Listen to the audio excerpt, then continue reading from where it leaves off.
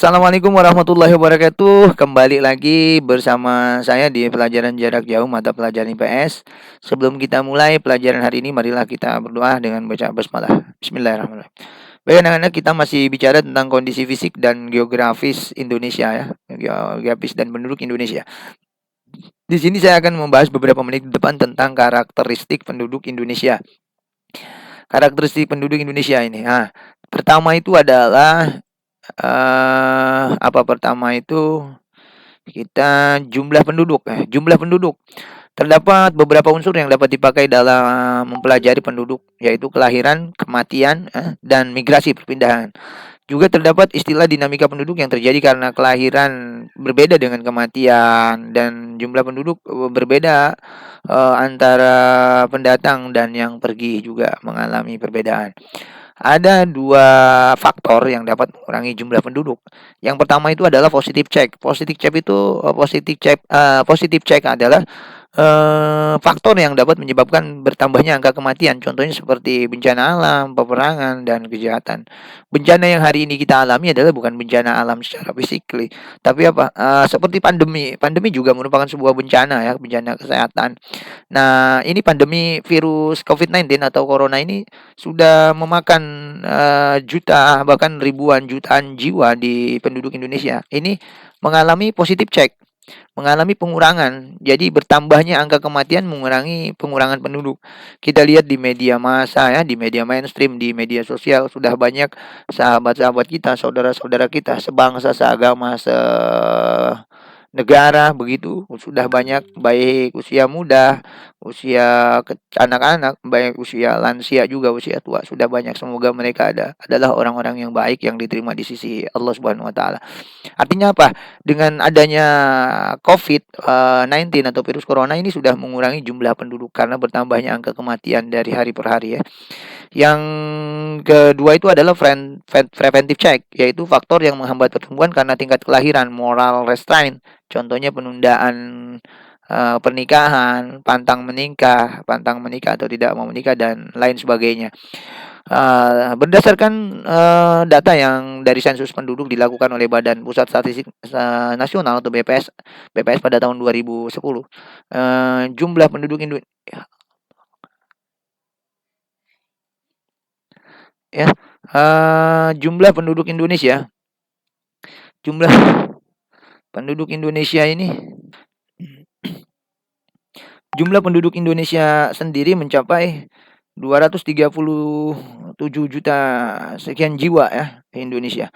Jumlah penduduknya itu terus bertambah dari tahun ke tahun. Terus bertambah dari tahun ke tahun ya. Bagaimana komposisi penduduk Indonesia? Komposisi penduduk adalah pengelompokan penduduk ya, berdasarkan kriteria tertentu. Pengelompokan ini disesuaikan dengan tujuan tertentu. Contohnya secara geografis, biologis, sosial, dan ekonomis. Komposisi penduduk ini sangat penting untuk diketahui oleh sebuah negara seperti Indonesia karena Indonesia itu memiliki banyak suku, banyak budaya, banyak agama, multikultural atau pluralisme di Indonesia ini.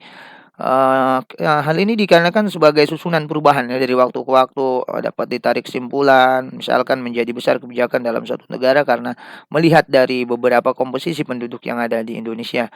Komposisi penduduk di Indonesia sendiri terutama untuk mengetahui, yang pertama mengetahui sumber daya manusia yang ada ya, baik umur, jenis kelamin dan sebagainya, pendidikan juga sebagainya ya, atau dasar pengambilan untuk dasar pengambilan keputusan kebijakan pemerintah berkaitan dengan kepadatan penduduk. Yang ketiga itu untuk membandingkan penduduk suatu wilayah dengan wilayah lainnya. Itu berdasarkan karakteristik sosial penduduk Indonesia ini dibedakan menjadi beberapa perbedaan ya, seperti tingkat pendidikan atau status perkawinan begitu. Status perkawinan. Ada tingkat pendidikan seperti dikelompokkan menjadi orang yang tidak sekolah, penduduk yang belum tamat sekolah dasar, penduduk yang tamat sekolah dasar SD, penduduk yang sudah tamat SMP atau tamat SMA, bahkan sudah tamat dari perguruan tinggi atau akademi ya.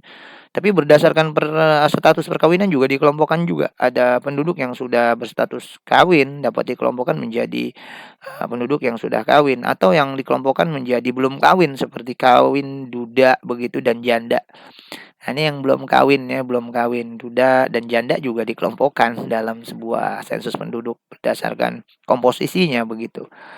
Berdasarkan ekonomi sudah jelas apakah mereka petani atau pedagang, juga buruh, nelayan, wira swasta dan lain sebagainya. Bahkan sekarang juga ada juga yang apa namanya, didata lagi pedagangnya bagaimana, pedagang seperti online atau seperti apa yang sudah memanfaatkan online atau tidak begitu ya. Berdasarkan umur, juga jenis kelamin itu menjadi komposisi juga. Nah, kepadatan penduduk di Indonesia ini adalah angka yang menunjukkan jumlah rata-rata ya per kilometer persegi pada satu wilayah. Artinya kepadatan penduduk ini dihitung jumlah rata-rata penduduk per kilometer persegi dalam sebuah wilayah. Kepadatan penduduk di mana namanya? Ada kepadatan penduduk dengan aritmatika atau hitungan begitu ya. Kepadatan jumlah penduduk dengan penduduk aritmatika itu dibagi dengan luas wilayah kilometer persegi begitu.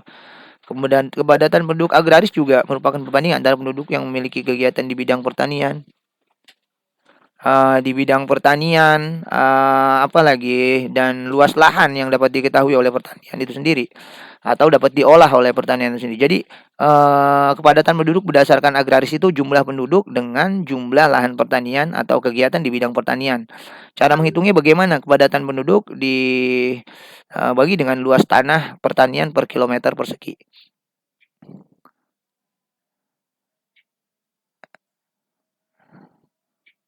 Nah, bagaimana interaksi antar wilayahnya? Interaksi antar wilayah ini pergerakan antara individu dengan individu atau kelompok dengan kelompok dari satu tempat lain ke tempat yang lainnya, atau dari satu mana namanya penduduk suatu tempat ke tempat yang lainnya.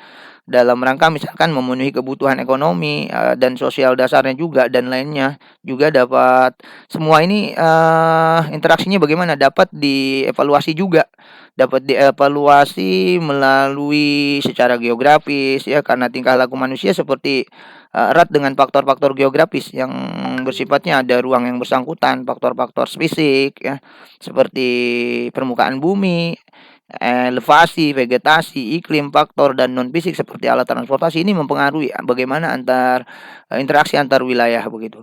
Sementara interaksi sendiri kan dapat diartikan sebagai sebuah hubungan yang memiliki timbal balik yang saling mempengaruhi satu sama lain sehingga menghasilkan suatu pesan atau suatu efek dari kedua belah pihak.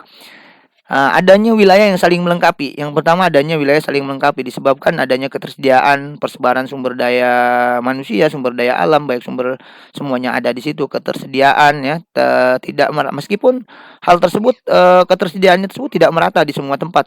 Karena memang tidak semua merata di semua tempat, maka adanya wilayah yang saling melengkapi.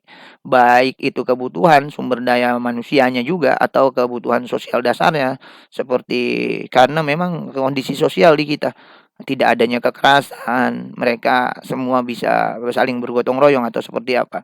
Kedua itu munculnya kesempatan untuk berinvestasi di sebuah wilayah juga banyak. Artinya masing-masing di daerah itu ada muncul kesempatan untuk berinvestasi seperti di lahan pertanian mereka yang tidak berinvestasi kita bisa masuk ke ruang pertanian itu dengan mengadakan pelatihan ya, dengan mengadakan seperti kita menanamkan modal dengan dunia digital, kita berinvestasi baik petani, peternak, lain sebagainya. Kedua, pemindahan dalam ruang. Pada umumnya sumber daya ini dibutuhkan untuk suatu tempat yang memiliki tempat-tempat kemudahan pemenuhan. Seperti adalah jarak dan biaya pengangkutan semakin mudah ya, jarak yang ditempuh semakin dekat akan memperkuat interaksi antar wilayah. Seperti sekarang sudah akan terjadi kereta cepat Jakarta-Bandung atau tol-tol yang sudah dibangun begitu ya. Di sekitar kita sendiri akses transportasi darat itu udah luar biasa. Bahkan kita bisa antara kabupaten dengan kabupaten itu tidak memerlukan waktu yang lama. Belas saja karena cepat karena banyak apa namanya infrastruktur yang sudah dibangun oleh pemerintah kita, baik kabupaten, provinsi dan pusat ya. Terus mempengaruhi interaksi kota dan desa. Nah ini, interaksi kota dan desa ini sangat mempengaruhi juga. Contohnya bagaimana wujud interaksi kota dan desa saling dijumpai ini dalam kehidupan sehari-hari. Misalkan pergerakan barang dari desa ke kota atau sebaliknya.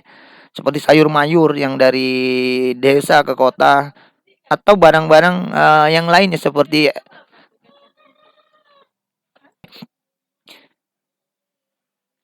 Jadi, tadi seperti saya katakan ada kebutuhan yang dari kota ke desa, dari desa ke kota begitu. Seperti sayur mayur yang jalan kita bawa pagi hari ke kota.